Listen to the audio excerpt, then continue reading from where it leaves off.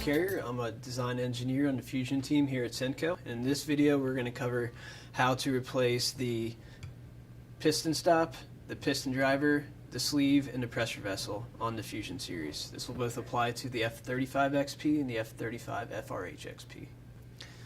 As you can see, the tool's already had the right housing half removed. Please refer to our previous video for details on that.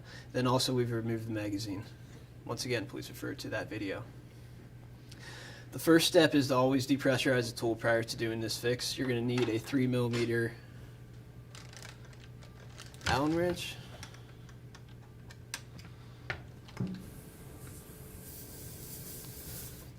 Once all the air has been depleted from the pressure vessel, remove the tool chassis from the housing, and you're going to need a 4mm Allen wrench to remove these 4 screws.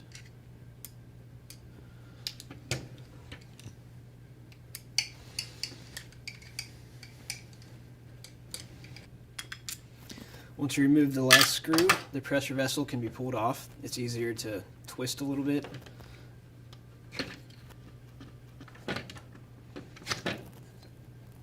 This will separate the pressure vessel, the piston stop, the sleeve, and the piston driver. Once the pressure vessel has been removed from the chassis, you can now replace any of the following components: the piston driver, the piston stop, the sleeve, or the pressure vessel. In this video we'll demonstrate how to replace all of them. Set the faulty components aside, grab your replacement parts.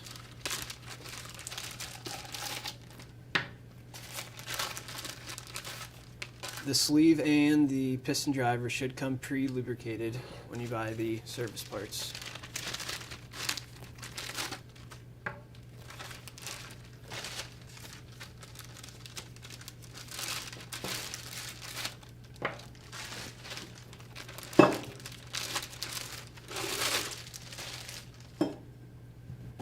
Now the first step, you're going to want to loosen this top screw, otherwise you'll have a vacuum inside the pressure vessel when you're trying to insert the piston.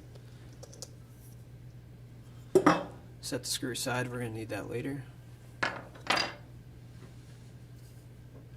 Now you're going to insert the piston, make sure it's clocked correctly, so you're going to want this magnet facing the smaller notch. Then take your piston stop and make sure this notch is located on the larger cutaway on the sleeve. At this point, to make sure everything is clocked correctly, you can take the sleeve and piston assembly and put it in the chassis of the tool. You should notice that this locating notch should match up with the male version on the tool chassis. If the sleeve is sitting flush against the chassis, then you know everything is good. Your last step is going to take the pressure vessel assembly and slide it over the top of the sleeve. Clocking the orientation does not matter with this, just make sure the 4 bosses line up the 4 bosses on the guide body. Now we're going to apply red thread locker to the 4 screws that go into the 4 holes.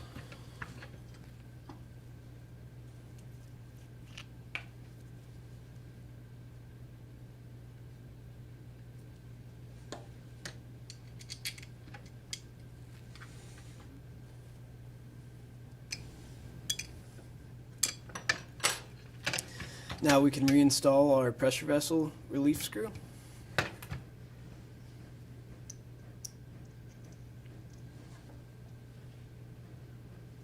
You'll need your 3mm Allen wrench to do so.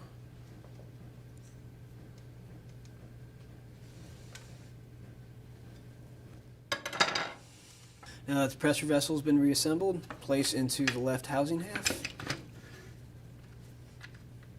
For further detail on how to do this, please reference our video on how to assemble and disassemble the tool.